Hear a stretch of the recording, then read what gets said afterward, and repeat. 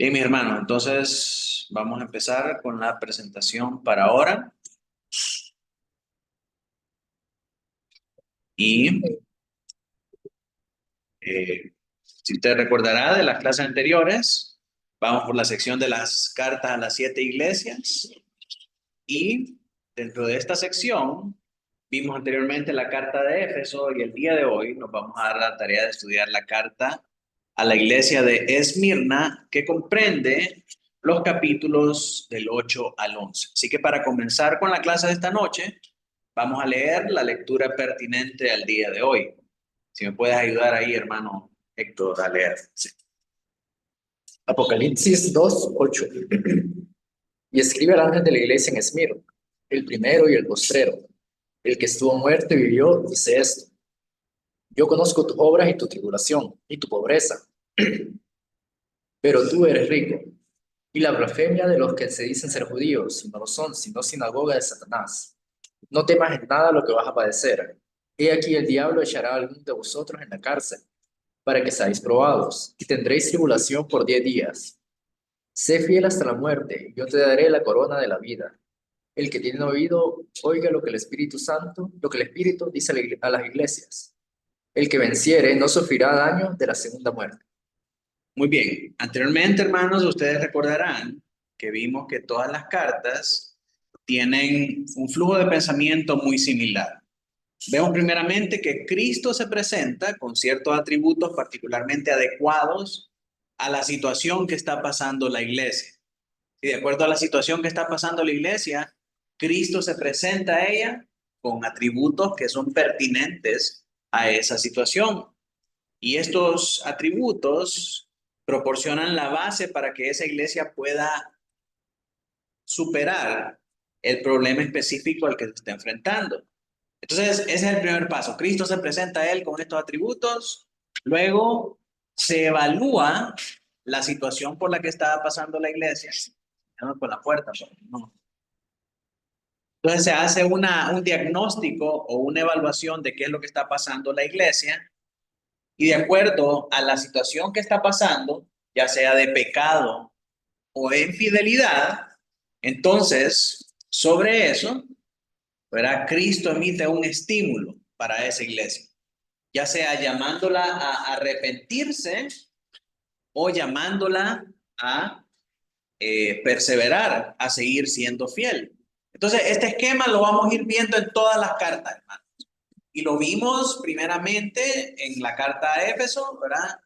Cristo presentándose él con ciertos atributos o eh, con ciertas características necesarias para la problemática de esa iglesia.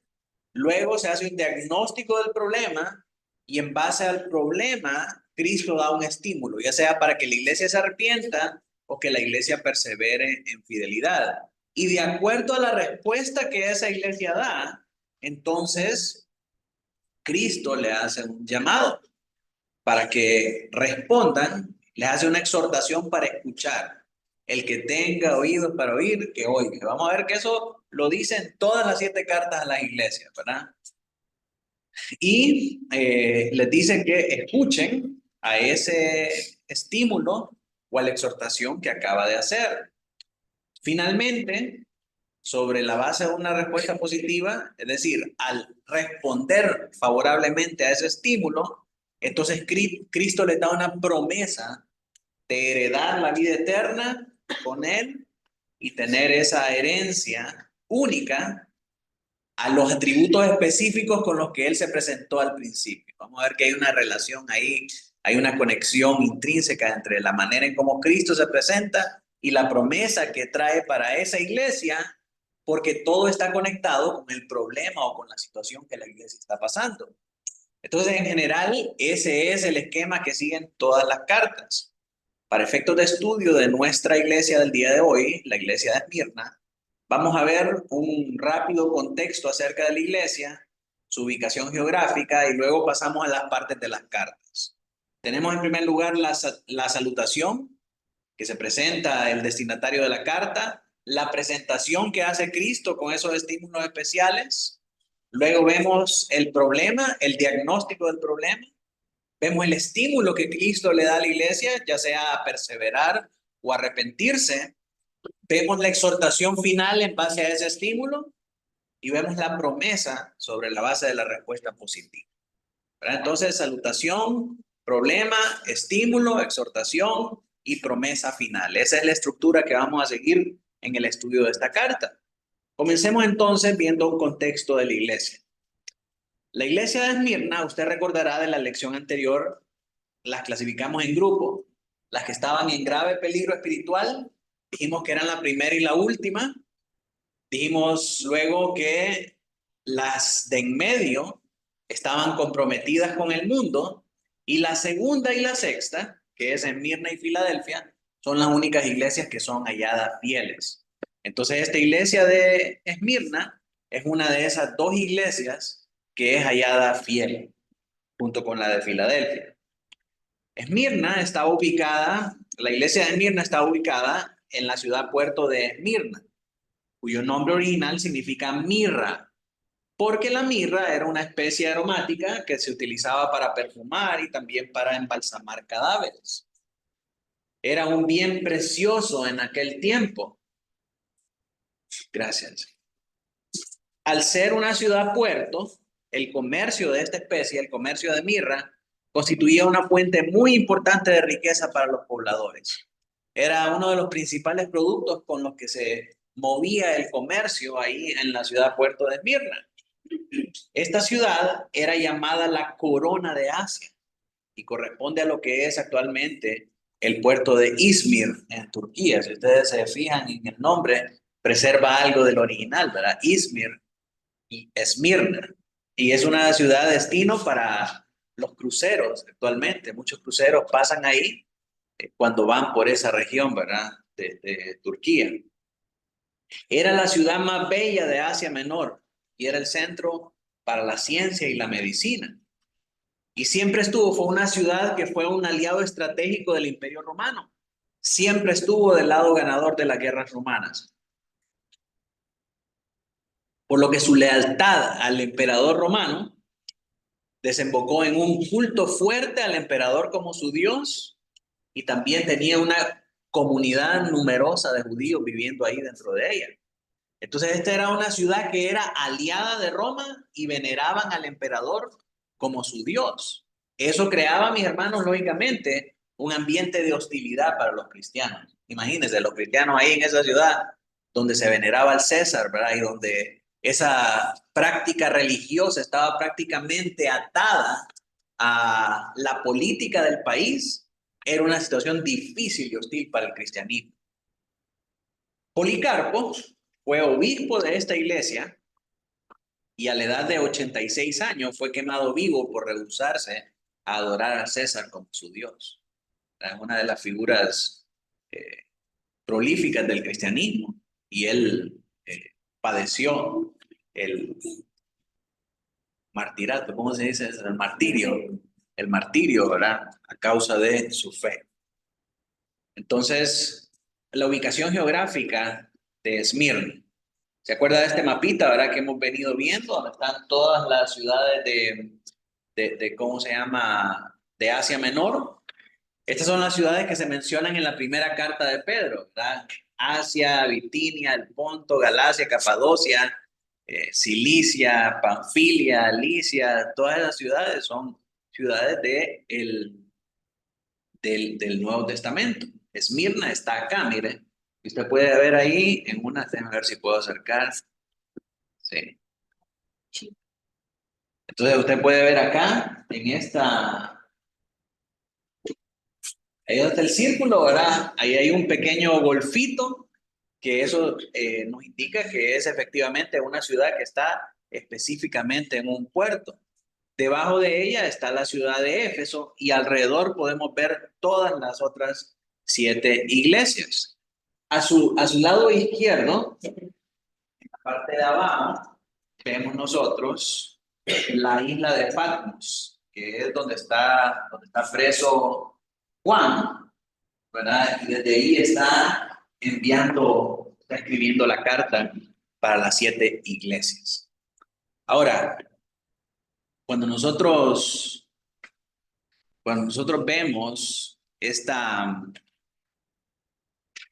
toda esta región de una manera más amplia, vemos que aquí, arribita, estaba Esmirna.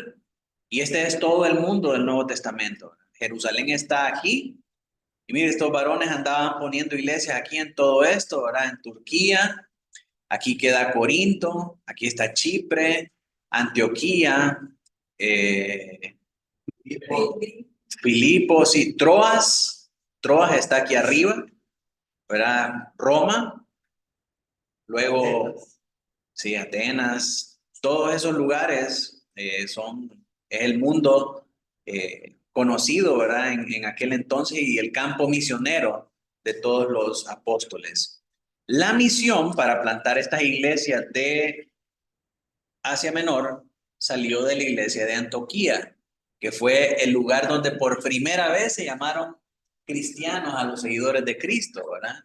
Entonces, esta importante plantación de la que vamos a hablar el domingo fue la responsable de enviar misiones y enviar ayudas tanto a los santos en Jerusalén como a estas provincias de Asia Menor. Entonces, no es que navegaron desde acá, desde Jerusalén hasta Éfeso, sino que de Antioquía caminaban a puro pincel hasta llegar aquí a toda esta región de Asia Menor.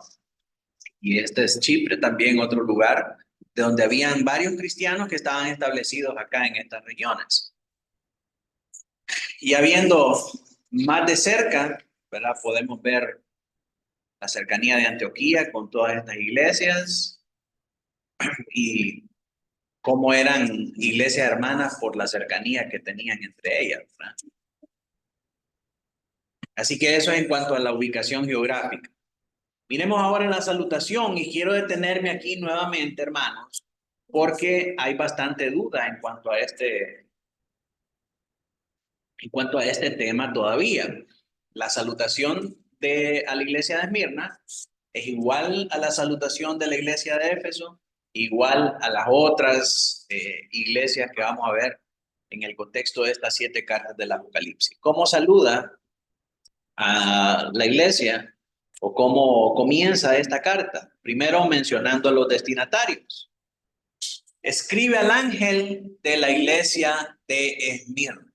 En nuestra clase anterior no quedó claro el asunto acerca de este ángel y por eso quisiera tomarme algunos minutos para poder explicar un poquito más acerca de este tema. Si nosotros buscamos la palabra ángel o leemos esa palabra ángel en el original, es la palabra ángelos, que significa mensajero, persona enviada, ángel, etc.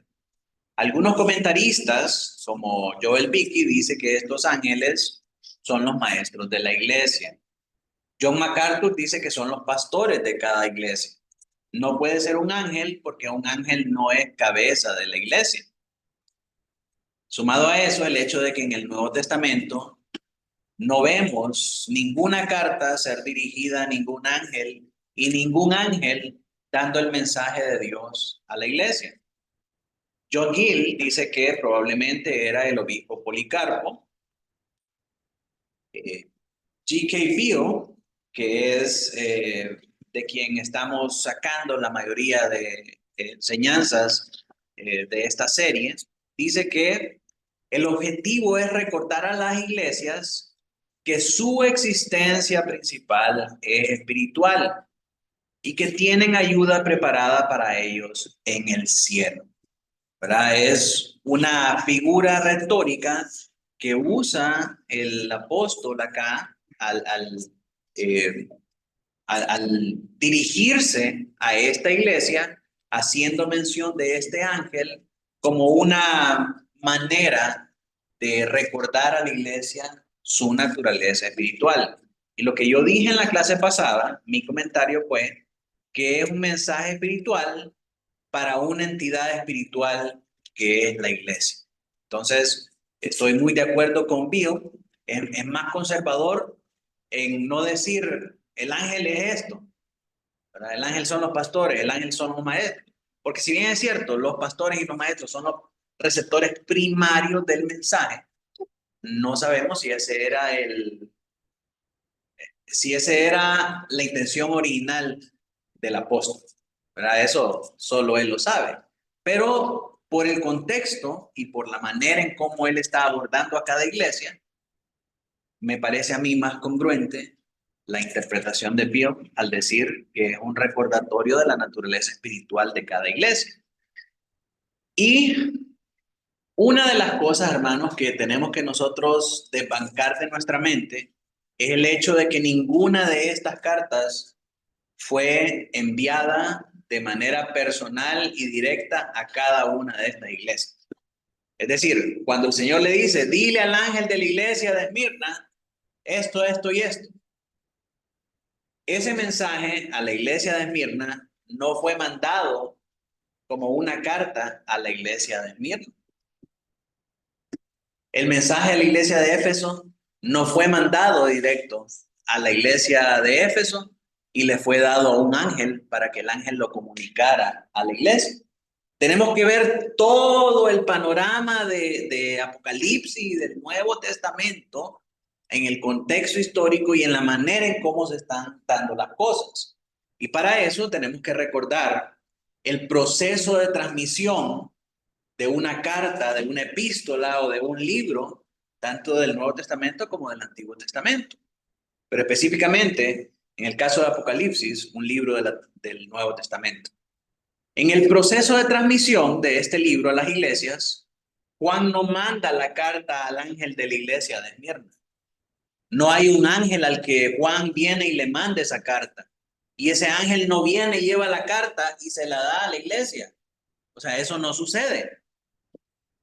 Para empezar, Juan escribe el manuscrito completo del libro del Apocalipsis en un papiro. Juan está en la isla de Patmos escribiendo la revelación que él acaba de ver y la plasma en un papiro.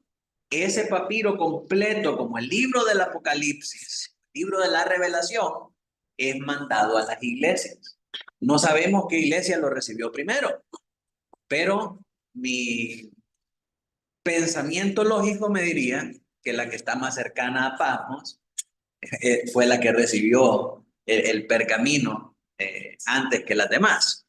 Entonces, todo el mensaje, y no solamente la carta dirigida para una iglesia, fue enviada a todas estas iglesias de la región.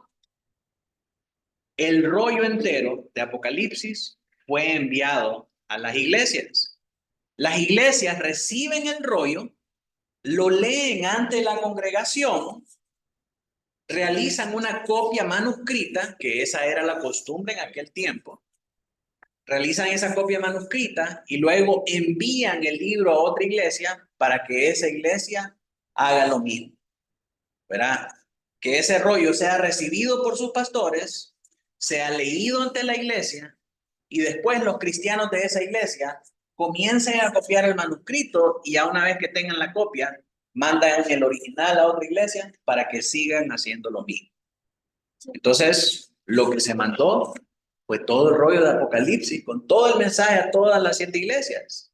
Lo que recibieron las iglesias fue algo similar a lo que nosotros tenemos hoy del libro de Apocalipsis, solo que en papiro y manuscrito por el apóstol. Entonces, miremos en la Biblia cómo eran recibidas estas cartas para que miremos que lo que yo le estoy diciendo no es mentira. Colosenses 1.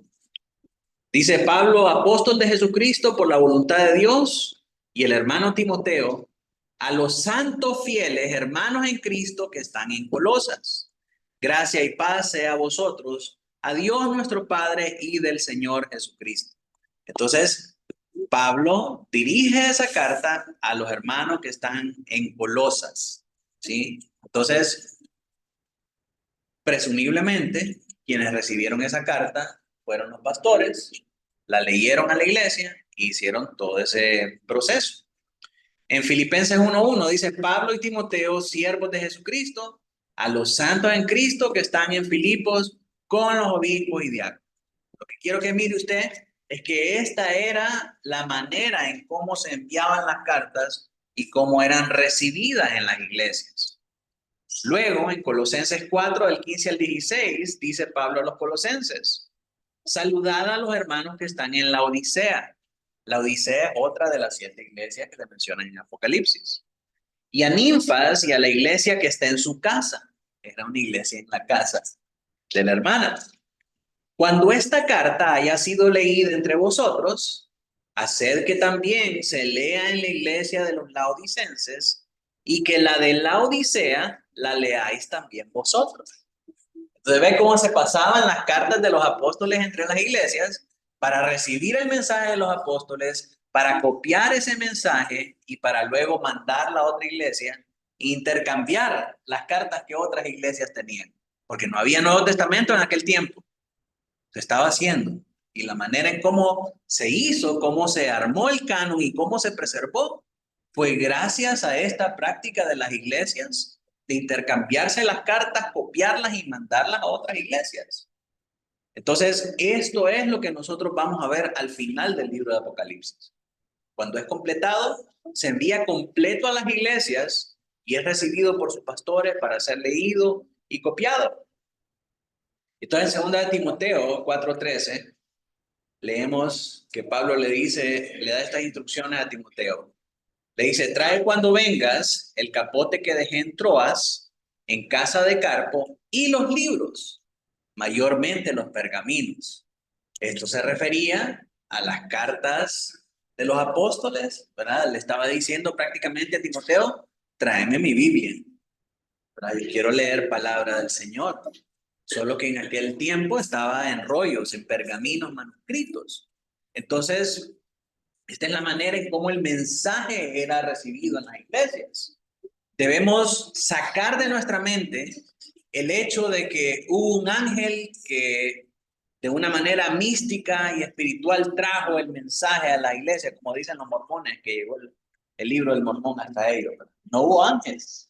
No fue esa la manera en cómo Dios comunicó este mensaje a las iglesias. Lo comunicó de la misma manera que nosotros vemos que se da el mensaje a Colosas, a Filipos, a la Odisea y a todas las otras, a través del rollo del pergamino, y fue recibido por los pastores y leído a la congregación. En conclusión, no hay ángel. No hay ángel. Los receptores fueron los santos de la iglesia por medio de sus oficiales, quienes después leyeron la carta. Si tuviéramos que poner una contraparte terrenal, una contraparte física acerca del ángel, entonces pudiéramos decir que efectivamente son los pastores, porque los pastores recibieron el pergamino y lo leyeron delante de la iglesia. Pero por lo demás, el usar el término ángel es una figura retórica para resaltar la naturaleza espiritual de la iglesia. ¿Entendimos, hermanos? ¿Hay alguna pregunta? ¿Queda todo esto claro? ¿Estamos todos en la misma hoja? Los hermanos que están por Zoom, ¿queda claro, hermanos? ¿Hay alguna duda? Pediría que por favor pudieran preguntar en este punto. Sí, en realidad todos los comentarios de personas de buena reputación en la doctrina casi hacen su énfasis que la palabra ángel tiene los 3 significados de cada manera del pastor. La gloria individuales. Y en el contexto de la Biblia también sí hay apariciones, pero no en ese sentido. Claro, recordemos que del tiempo de Cristo para acá Dios deja de hablar a través de ángeles, ¿verdad? Y habla a través del Señor Jesucristo, y después del Señor Jesucristo a través de sus santos apóstoles. Hermano Carlos tiene la mano levantada ahí. Le escuchamos, Sí. hermano. Sí, buenas noches, hermanos y pastor. Entonces, al final, la postura, ¿verdad?, que estamos manejando es que se recibe todo el pergamino con todas las cartas y que todas las iglesias la leen. Es decir, la de Éfeso leyó todas las otras cartas, además de la de ella, las otras cartas, pero sí iban con una distinción para cada una, por lo que, Correcto, ¿verdad? sí. No es que fueron cartas individuales, sino que un solo pergamino, un solo rollo, en la cual iban eh, una carta por carta, pues, o todas las cartas juntas, y al final todos lo leyeron eh, lo que le tocaba a cada una y lo que le tocaba a las otras. Es correcto. Y como dijimos al principio, estas 7 iglesias son una representación de la Iglesia Universal. Y cuando la de la Odisea leyó lo que el Señor le quiso decir a la iglesia de Esmirna o a la iglesia de Éfeso, Sí, eh, la iglesia de la Odisea sintió también que ese mensaje era para ellos. O sea, todo lo que el Señor le dice a estas 7 iglesias es para todas las iglesias también, ¿verdad? Porque estas 7 iglesias son una representación de la iglesia universal. Aunque van dirigidas específicamente para cada iglesia, el mensaje que contienen es de exhortación y de edificación para todas las iglesias en todo el mundo, en todas las épocas. Amén. sí. Amén. Pero, Muchas gracias. pero sí, todas recibieron todo, todo. Y o sea que, así como dice todo, ¿cómo que estamos? Juan, No, estamos viendo, G.K. Beale. sí, qué pasa. Entonces, tal cual como él dice acá, o sea, lo que decís, Ajá. que al final del día, cuando se está diciendo a la gente de la iglesia en Éfeso, dice, se llama, y así, y a las demás iglesias, como él dice, es, pero al obispo, en este caso sería el pastor, pero así como tú dices, que es Una figura una retórica figura retórica, que se refiere a la naturaleza espiritual de la iglesia. y esa persona como autoridad es el que Recibe, el que recibe la la carta, carta. correcto, correcto. Es algo así, hermanos, como que dijéramos, esos hermanos tienen ángel, ¿verdad? Lo que... Somos, ¿Ah? sería No. O sea, cuando dicen esos hermanos tienen ángeles, esa es una expresión usualmente que se refiere a alguien que tiene carisma, ¿verdad? Que tiene algo especial, ¿verdad? Pero no es literalmente que hay un ángel sobre esos hermanos, ¿verdad? Sí entienden ahora la figura, ¿verdad? O sea, el hombre está resaltando un aspecto de la identidad espiritual de la iglesia, ¿verdad? No es que el ángel está recibiendo el mensaje porque el ángel es la cobertura de la iglesia. Ese es un pensamiento y una idea gnóstica que no tiene ningún tipo de caber en todo el contexto y toda la manera en cómo el Señor comunicaba su mensaje a la iglesia. Y también que, acuérdense que los discípulos también visitaban en la misión, los que no visitaban. Correcto. Sí. Había visitas. Así es. Entonces de repente llegaba un hermano de Éfeso a visitar a Pablo en la cárcel, ¿verdad? ¿Y qué tal si ese hermano era el ángel al que está el mensajero, ¿verdad? De la iglesia de Éfeso, al que se está refiriendo el Señor? Por eso me parece muy saludable la postura de G.K. Beale al no atreverse a decir el ángel es tal o tal cosa, porque en cierto contexto puede referirse a los pastores, pero también no consideramos la posibilidad de que había otro hermano de la iglesia de Éfeso que mantenía contacto con Pablo en la cárcel. ¿Qué tal si era ese otro hermano? Entonces, con Juan, perdón. Entonces, lo más, creo que... Un mensajero de la carta. Exactamente. Pero en este caso, llevaron todo el libro, ¿verdad?, a las iglesias. No solamente la carta de Éfeso, de Esmirna o de la otra. O sea, él escribió todo y mandó todo el rollo con algún hermano, alguna iglesia, para que empezaran con la labor de difuminación, ¿verdad? Entonces, es complicado decir a ciencia cierta que el ángel era este o el otro. ¿verdad? Yo me inclino más por la interpretación del bien, que es un apelativo a la naturaleza espiritual de la iglesia.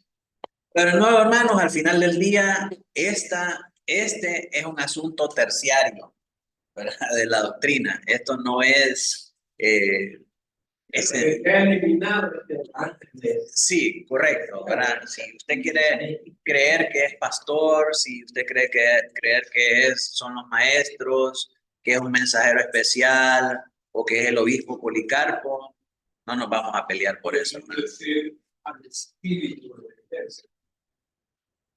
En un sentido colectivo, ¿verdad? Sí, a la iglesia como esa identidad espiritual, ¿verdad? Creo que sí cabe ahí esa figura.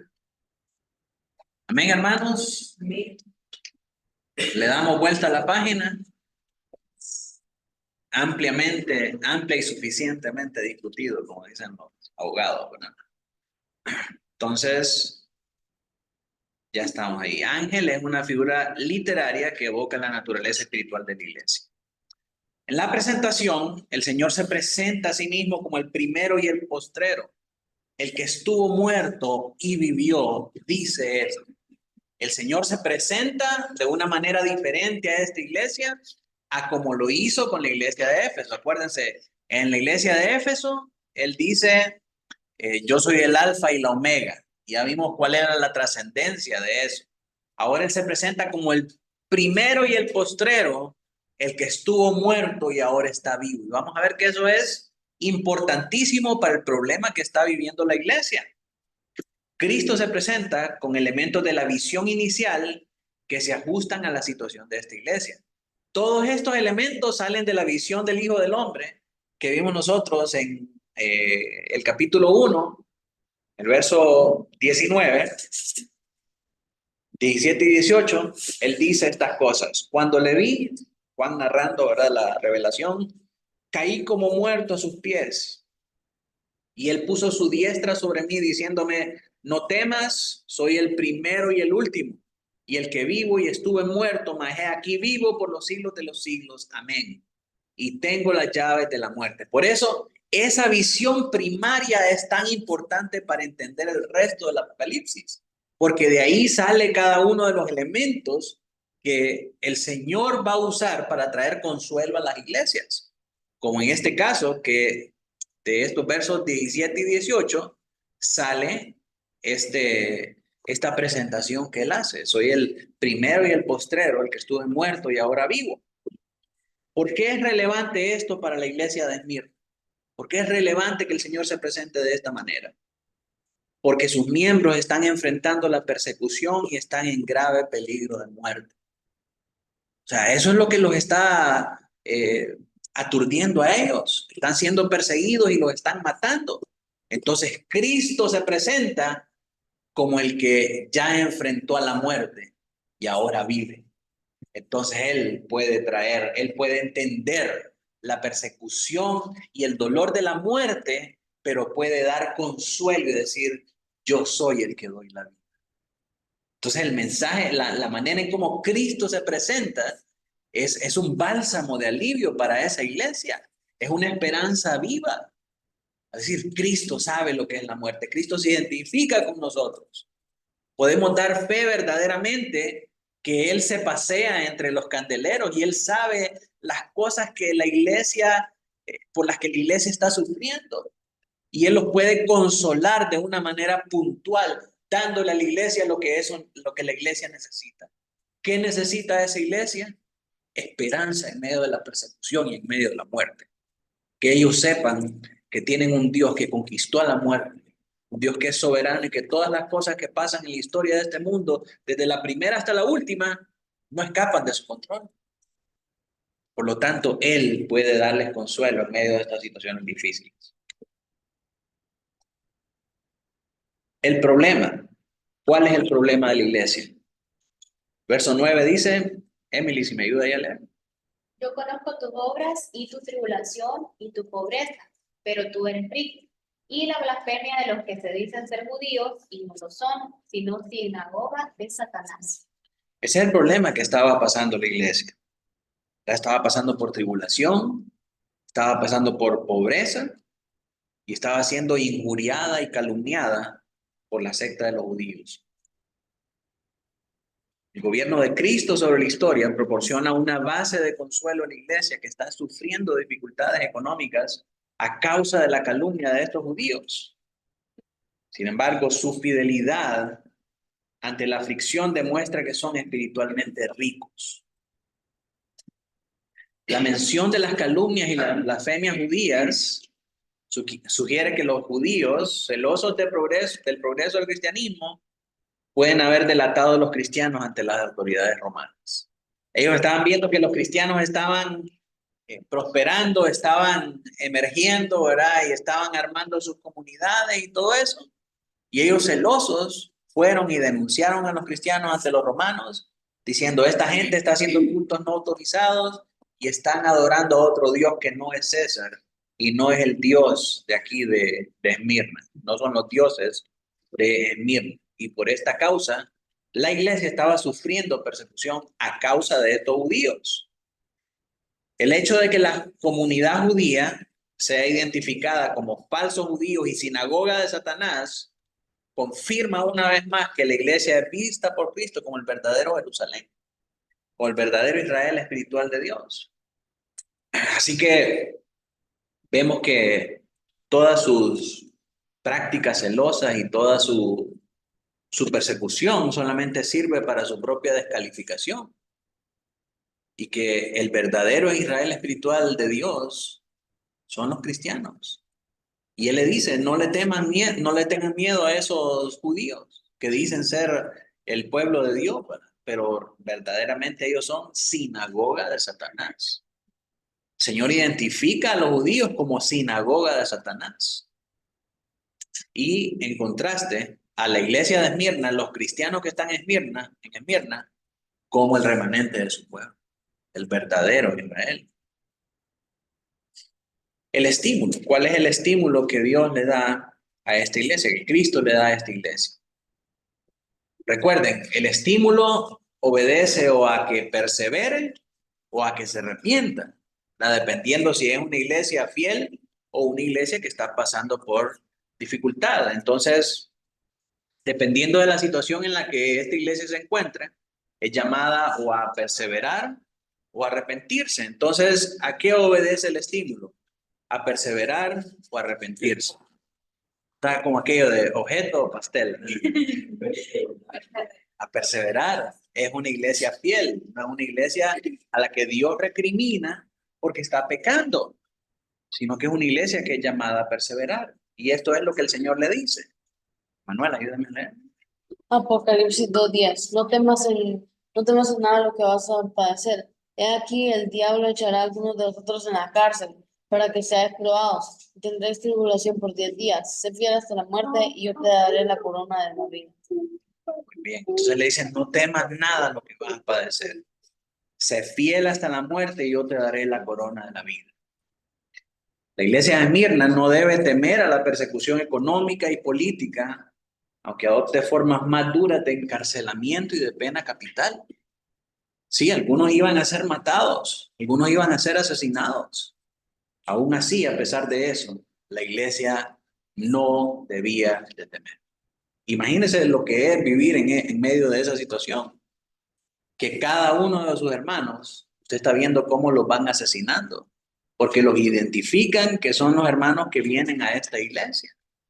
Entonces usted está ahí escondiéndose y no quiere que lleguen a su casa, pero irremediablemente van a venir por cada uno de nosotros. Ese es el miedo y esa es la situación terrible que la iglesia de Esmirna está pasando. Y el Señor les dice, no teman, por mucho que arrecien las pruebas, por mucho que arrecien las amenazas y por mucho que lleguen al punto de asesinarlos o ejercer violencia contra ustedes, no teman. Entonces Dios quiere que los cristianos sufran.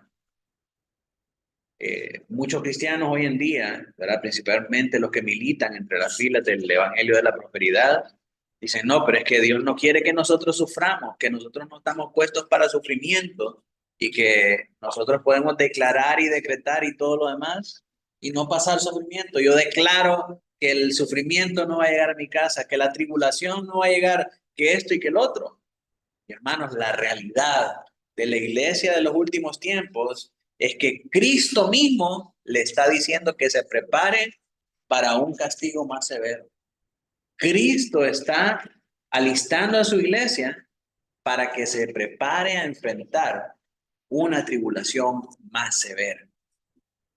Es el mismo Señor Jesucristo el que le dice, hey, viene la tribulación, vienen los momentos difíciles. ¿Y con qué propósito? Continúa diciendo ahí Apocalipsis, para que seáis probados, para que seáis probados. La razón por la que no debe temer la iglesia de Esmirna a esa prueba inminente es que en sus vidas y su destino están en manos del Señor eterno de la historia. Él mismo experimentó la persecución, incluso llegó a experimentar hasta la misma muerte. Sin embargo, Él superó a la muerte por medio de la resurrección. Jesús ha vencido al diablo. Así que incluso los esfuerzos rebeldes del diablo solo sirven para cumplir el plan soberano de Cristo para la historia. Por lo tanto, el verdadero santo de Dios no debe tener miedo de los intentos del diablo para lograr debilitar a la iglesia a través de la persecución. Incluso, hermanos, la obra del diablo es utilizada por Dios para el progreso de su plan. Filipenses 1:29 dice, porque a vosotros os es concedido, a causa de Cristo, no solo que creáis en Él, sino también que padezcáis por Él. El Señor permite que su iglesia atraviese por persecución y por dificultad para que sea probada su fe. Porque en la persecución y en la dificultad, mis hermanos, se va a ver quiénes son verdaderamente de Cristo. Te pueden andar con la camisa de soy de Cristo, pueden andar un sticker en el carro y todo, pero en la persecución se va a ver realmente quiénes son de Cristo y quiénes no. ¿Verdad? La persecución, mis hermanos, es un fuego tremendo que sirve para refinar la iglesia. ¿Cuántos de nosotros pudiéramos estar en pie después de una prueba tan difícil, en la que nos pusieran ante un paredón de fusilamiento y nos dijeran dos cosas: niega a Cristo y salve su vida, o confiéselo y pierda su vida? Ahí es donde se miran quiénes son los verdaderos cristianos. Le dice el Señor a la iglesia, y tendréis tribulación por 10 días. Esta palabra tribulación es la palabra clipsis, ¿verdad? Sí, clipsis.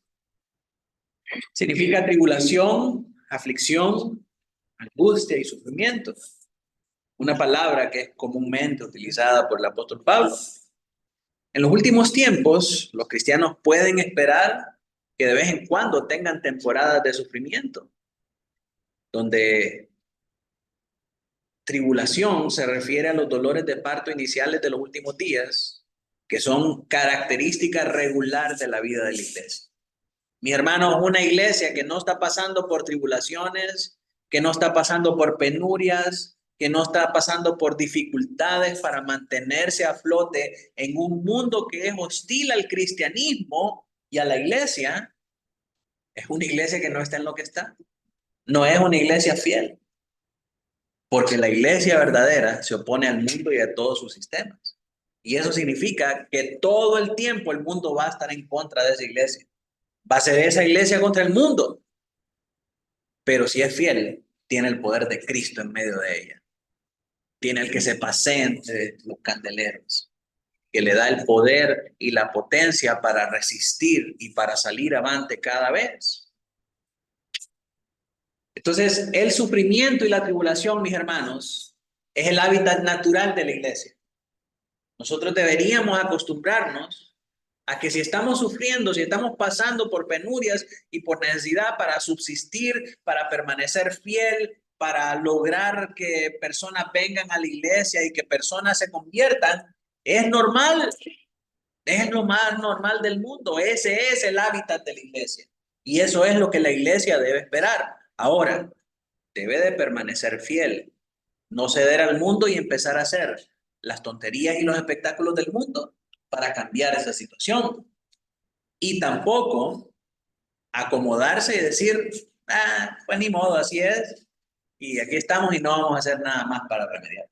La iglesia tiene que utilizar el poder de Dios para salir avante. ¿Y ese poder de Dios cuál es? El evangelio. Tiene que predicar el evangelio. Entonces Pedro le dice a las iglesias en la diáspora, primera de Pedro 4:12, amados, no os sorprendáis del fuego de la prueba que os ha sobrevenido, como si alguna cosa extraña os aconteciese, sino gozaos por cuanto sois participantes de los padecimientos de Cristo, para que también en la revelación de su gloria os gocéis con alegría. Habrían cristianos que decían, qué barbaridad, ¿cómo nos ha pasado esto a nosotros ahora como iglesia? ¿Cómo nos toca sufrir ahora? Pedro les dice, ¿y de qué se sorprenden? No se sorprendan de que el fuego de la prueba venga como que si fuera cosa extraña. Esto es necesario que nosotros padezcamos juntamente con Cristo para que juntamente con Cristo participemos de su gloria. Y dice más adelante, ese pasaje es uno de mis pasajes favoritos y es sumamente confrontante y exhortativo al decir, es necesario que el fuego de la prueba venga y que comience desde casa. Y si nosotros, siendo cristianos, con dificultad nos salvamos, dice, ¿cuánto más los de afuera? Entonces el fuego de la prueba es algo normal que nosotros debemos esperar. Mi hermano, si usted es un cristiano verdadero y no le ha tocado pasar por una prueba dura, que refine su fe y que marque su carácter cristiano, prepárese, porque la prueba viene. Es parte de lo que nos toca experimentar a nosotros en este mundo caído y poseedores del poder de Cristo, del poder y del conocimiento de Cristo. Pastor, pero a mí me da miedo pasar por eso. Primera de Juan 4:8 dice, no nos ha dado, perdón, el amor echa fuera todo temor. ¿Verdad? Donde está el amor de Cristo, no puede estar el temor a estas cosas. Luego Timoteo nos dice que no nos ha dado un espíritu de temor, sino que ni de cobardía, sino que un espíritu de poder, amor y dominio propio.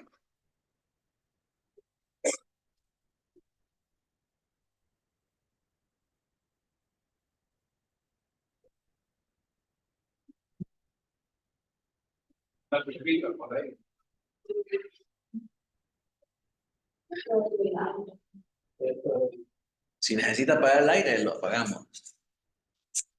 Se atoró. Ok.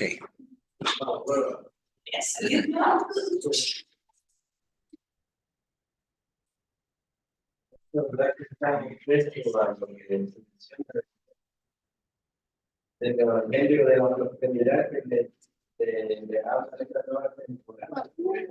Sí, sí. Y Valero no entiende la Biblia. Claro. Claro, la gente le crean esta falsa expectativa porque vino el apóstol y declaró el año de los cielos abiertos, pero a mí me está tocando pasar el Niágara en bicicleta. ¿Dónde están entonces los cielos abiertos?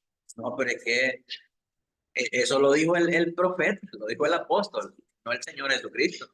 El Señor Jesucristo también prepara a su iglesia para que afronte la persecución con fidelidad, con resolución y firmeza en Cristo.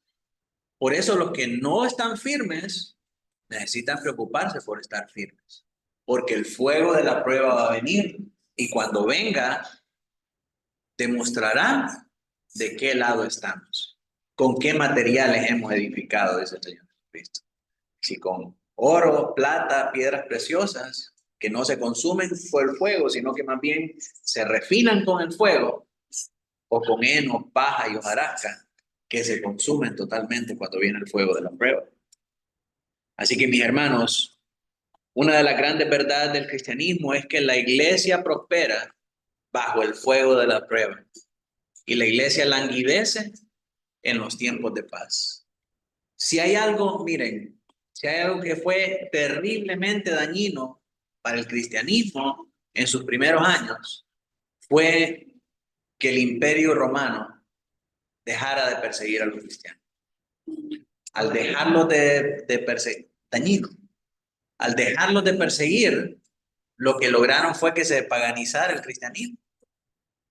Pasaron sus costumbres paganas al cristianismo. En cambio, cuando eran perseguidos, eran más fieles. Estaban creciendo, estaban manteniendo su fidelidad al Señor. Entonces, la iglesia prospera bajo el fuego de la prueba y languidece en el tiempo de paz. Los 10 días. ¿Qué significan los 10 días? Depende con qué óptica queremos nosotros responder esta pregunta. Si le pregunta a un futurista, le va a decir que estos 10 días son un evento futuro literal, de 10 días literales. Si le pregunta a un historicista, le va a decir que es un evento pasado, literal, de 10 días. Entonces, si nosotros le hacemos caso al futurista, no nos tenemos que preocupar por estos 10 días de tribulación, porque va a ser para alguien allá más adelante y no para nosotros. Si le hacemos caso a un historicista, eso ya pasó, entonces nosotros estamos libres de problemas, ¿verdad? Pero, como dijimos, la perspectiva más congruente o más consistente con la Biblia es la idealista. Entonces, para responder esta pregunta desde el punto de vista idealista, dejamos que la Biblia interprete la Biblia y le vemos el Apocalipsis simbólicamente, a menos que el texto nos diga lo contrario. Así que, para los idealistas, la identificación de los cristianos de Esmirna con el verdadero Israel se ve reforzada al asociar su tribulación con la de Daniel y sus 3 amigos, quienes también se negaron a participar en los actos de idolatría ordenados por el rey de Babilonia y también fueron probados durante 10 días. Cuando los cristianos en Esmirna leyeron estas palabras de advertencia de Juan, ellos asociaron inmediatamente que lo que Juan les estaba diciendo era que no comprometieran su posición cristiana para ceder ante la idolatría del emperador romano, en comparación con la prueba de Daniel, que era no ceder a su fe para participar en la idolatría del rey de Babilonia. Entonces, el paralelo entre lo que Daniel estaba viviendo con sus 3 amigos, con lo que los de Esmirna estaban viviendo, es estrechamente similar, ¿verdad? Lo mismo que le pasó a Daniel, lo mismo le está pasando a Esmirna. Entonces, así como Daniel fue tentado 10 días, hermanos, a ustedes también viene una prueba para ustedes de 10 días. Leemos algunos textos de prueba para recordar esta prueba de Daniel. Daniel 1:2. Me ayuda ahí, hermana Laura, a leer. Y el Señor entregó en sus manos a Joaquín, rey de Judá, y parte de los utensilios de la casa de Dios, y los trajo a tierra de Siná, a la casa de su Dios, y colocó los utensilios en la casa del tesoro de su Dios. Agarró los tesoros que eran del pueblo del Señor y los colocó en templos paganos. Estaban paganizando las costumbres, las prácticas y las leyes del pueblo de Dios, similar a lo que están viviendo los de Esmirna. El paganismo está queriendo paganizar a los cristianos, haciéndoles participar en sus cultos a sus dioses y todo lo demás. Daniel 5, del 3 al 4. Ayuda, Claudia. Entonces fueron traídos los vasos de oro que habían caído del templo de la casa de Dios que estaban en Jerusalén. Y bebieron en ellos el rey y sus príncipes, sus mujeres y sus concubinas. Bebieron vino, alabaron a los dioses de oro y de plata, de bronce, de hierro, de madera y de piedra. Estaba profanando los utensilios que, si usted leyó el plan de lectura cuando pasamos por Levítico, ¿verdad? eran cosas sagradas dedicadas a Jehová. Y estos estaban bebiendo en ellos y comiendo en ellos, sus concubinas, prostitutas y todas esas cuestiones, profanando los utensilios que solo estaban reservados para los sacerdotes consagrados al Señor. Y al hacerlo, o sea, al beber vino y comer, estaban rindiendo culto a sus dioses de oro, de plata, de bronce, de hierro, de madera y de piedra. Este era el culto idolátrico que había ahí en Babilonia. Y en los versos del 12 al 15 leemos, hermana Carlota, si me ayuda ahí a leer, por favor. Te ruego que hagas la prueba con tu siervo por 10 días y nos den legumbres a comer y agua a beber. Compara luego nuestros rostros con los rostros de los muchachos que comen de la ración de la comida del rey. Y haz después con tus siervos según veas. Consintió pues con ellos en esto y probó con ellos 10 días. Y al cabo de los 10 días pareció el rostro de ellos mejor y más robusto que el de los otros muchachos que comían de la porción de la comida del rey. Entonces ahí estaba, ¿verdad? El rey estaba tratando de babilonizar a estos muchachos, dándole la comida del rey, y Daniel resuelve en su corazón no contaminarse con la comida del rey y le pide al copero que durante esos 10 días de prueba incesante, con esa intención incisiva del rey de meterles la comida de Babilonia, ¿verdad? En medio de esas prácticas idolátricas, él resuelve no resistir esa tentación, resistir esa prueba, absteniéndose de comer toda esa comida del rey. Y al final de la prueba salió aprobado. Su rostro, su aspecto y todo lo que había en él estaba mejor que el de los otros muchachos que participaron del culto idolátrico de la comida y bebida a los dioses. Asimismo, los rituales paganos de Asia Menor también incluían estas comidas sacrificadas a los dioses locales y al César como Dios, por lo que los esmirnios habían comprendido el significado de que Cristo los compara con Daniel y sus amigos. Y al igual que ellos, no debían transigir al pecado. La exhortación final, Cristo le dice a la iglesia de Esmirna: sé fiel hasta la muerte y yo te daré la corona de la vida. El que tiene oído, oiga lo que el Espíritu dice a las iglesias. La exhortación es: el que tiene oído para oír, que oigas. Una frase de Jesús, tomada a su vez de Ezequiel, de Jeremías y de Isaías, que la vemos desde la ley con el Shema, ¿verdad? El Señor dice en Deuteronomio 6:4, oye, oh Israel, Jehová nuestro Dios, uno es. Y este llamado para escuchar es una exhortación de Dios para escuchar atentamente, para poner por obra. No es solamente asegurarse de que entiende, sino que es que ponga por obra, para que no seamos, como dice Santiago, oidores olvidadizos. Dice, pero sed hacedores de la palabra y no tan solamente oidores, engañándoos a vosotros mismos. Job dice, después de 42 versículos de estar padeciendo: oye, te ruego y hablaré, te preguntaré y tú me enseñarás. De oídas te había oído, mas ahora mis ojos te ven. Ahora puedo escucharte, ahora puedo entender lo que dices y puedo vivir conforme a estas verdades. Entonces, lo tremendo de esto, hermanos, es que el llamado de Dios para que su pueblo escuche es transversal en toda la Biblia.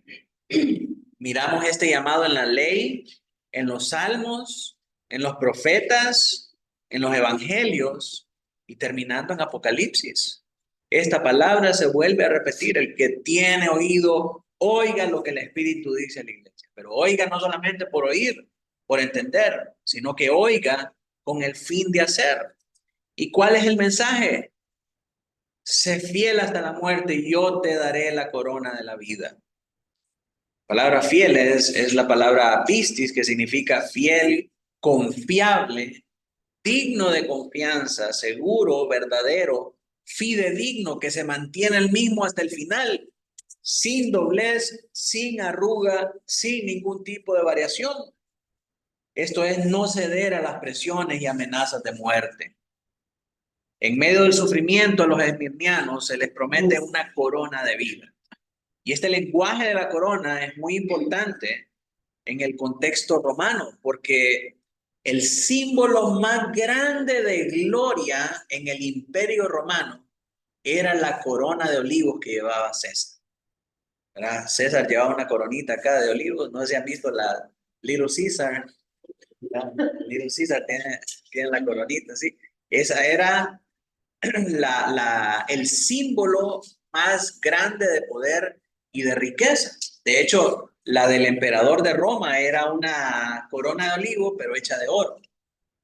¿Verdad? La corona de olivo se le coronaba a las personas más influyentes y que más resaltaban de aquella época, que eran los atletas de las Olimpiadas.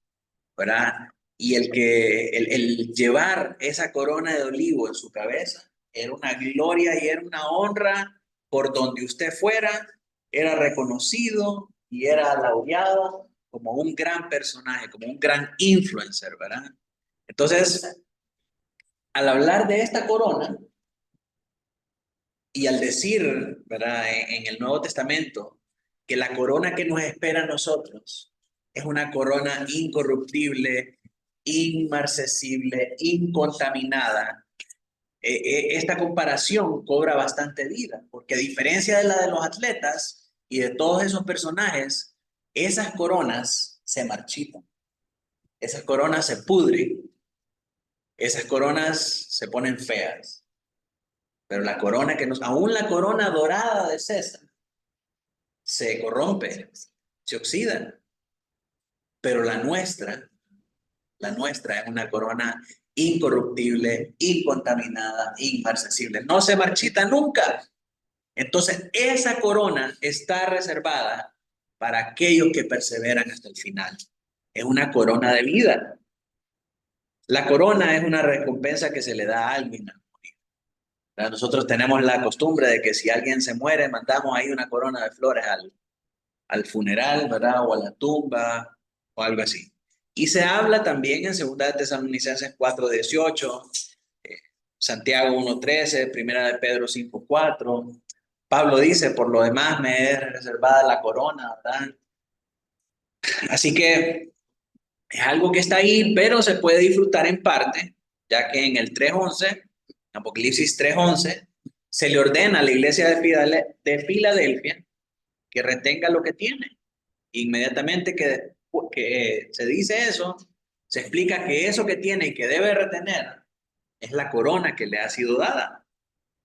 Y esta promesa, vamos a ver nosotros que se va a ampliar mucho más en el capítulo 20, en los versos del 4 al 6, donde también los cristianos que mueren a causa de su fe son recompensados con la vida, reinan con Cristo y son protegidos de la segunda muerte. Finalmente, la promesa dice, el que venciere no sufrirá daño de la segunda muerte. Al diablo se le dio el poder en el verso 10 para arrojar a los cristianos a prisión y darles una muerte física.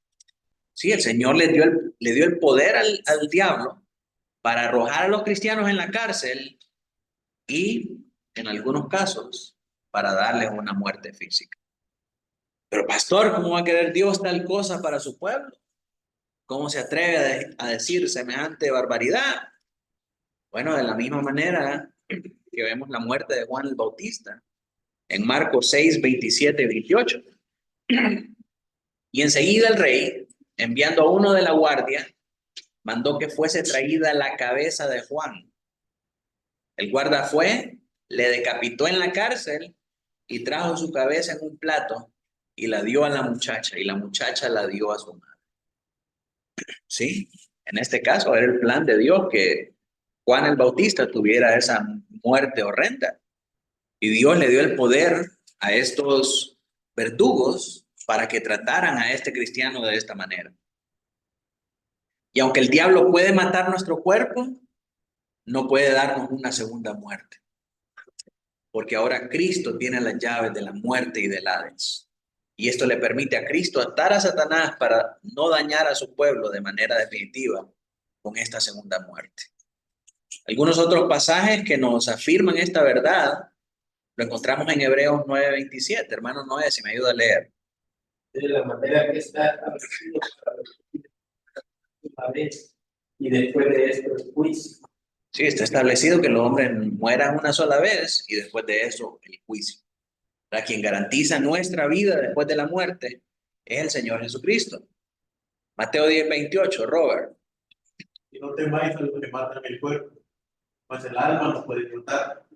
Temed más bien a aquel que puede destruir el alma y el cuerpo del infierno. Romanos 6, del 9 al 11, Pamela. Sabiendo que Cristo, habiendo resucitado de los muertos cuando muere, la muerte no se enseñorea más de él. Porque en cuanto murió, el pecado murió una vez por todas, mas en cuanto vive, para Dios vive.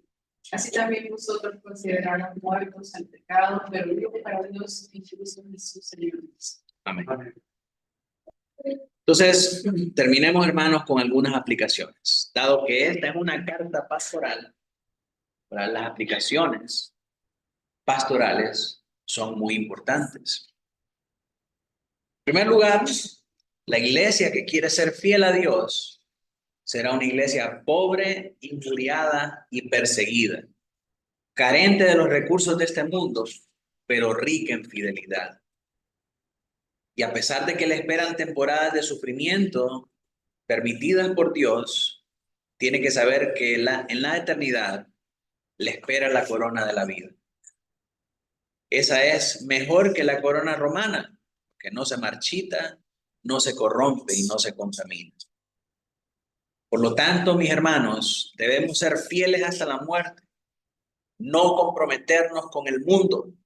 Cuando César nos quiera hacer renunciar a nuestra fe para participar en su idolatría, es necesario obedecer a Dios y no al César. Si nos llegaran a matar por desobedecer, tenemos la convicción que aunque pueden matar nuestro cuerpo, no matarán nuestro espíritu. Porque aquel que lo compró por precio de sangre, nos recibirá en la eternidad y resucitará nuestro cuerpo en el día postrero. Quiero terminar con estas dos reflexiones. La primera es de un cristiano que efectivamente dio su vida por servir a Cristo. Jim Elliot dice: no es tonto aquel que renuncia a lo que no puede conservar para ganar lo que no puede perder. No es una tontera, no es una locura perder su vida para ganar a Cristo. Si ganar a Cristo lo es todo. Entonces, mis hermanos, si el Señor así lo quisiera, debemos aceptar con firmeza y con fe nuestro destino, sabiendo que en la eternidad estaremos con Cristo por siempre y para siempre. Finalmente, la frase de Tertuliano de Cartago: la sangre de los mártires, semilla de cristiano es. Con cada cristiano que mate, su sangre es semilla de otros cristianos. Así que, mis hermanos, con eso terminamos el mensaje a la carta de Esmirna. Y en nuestra próxima clase vamos a estar viendo la carta a la iglesia de Pérgamo. Así que terminemos orando al Señor. Voy a pedirle a mi hermana Emily que pueda dirigirnos. Padre Celestial, te damos gracias, Señor, por este estudio que acabamos de tener. Gracias, Señor, porque nos has enseñado, nos has recordado que debemos mantenernos fieles, Señor, que debemos perseverar hasta el fin, Señor, que aunque la persecución, Señor, y las dificultades, las pruebas vienen, Señor, por nuestra naturaleza, porque somos cristianos, Señor, porque somos santos, estamos dispuestos a perseverar. Señor, ayúdanos, fortalécenos, guíanos, Padre, ayúdanos a que no tiemble nuestra fe, que no dudemos en ningún momento, Señor, de poder defender nuestra fe, Señor, profesar nuestra fe públicamente, así perdamos la vida, pero ganaremos la corona eterna, la vida eterna contigo, que nada es más precioso que eso. Te damos gracias, te damos toda la gloria, te damos gracias por la vida de nuestro pastor y estas enseñanzas. Te pedimos que por favor lo sigas llenando de sabiduría para seguir aprendiendo de estos temas que son esenciales para nosotros. Guárdanos en el regreso a casa, te lo rogamos en Cristo Jesús. Amén y amén. Amén y amén.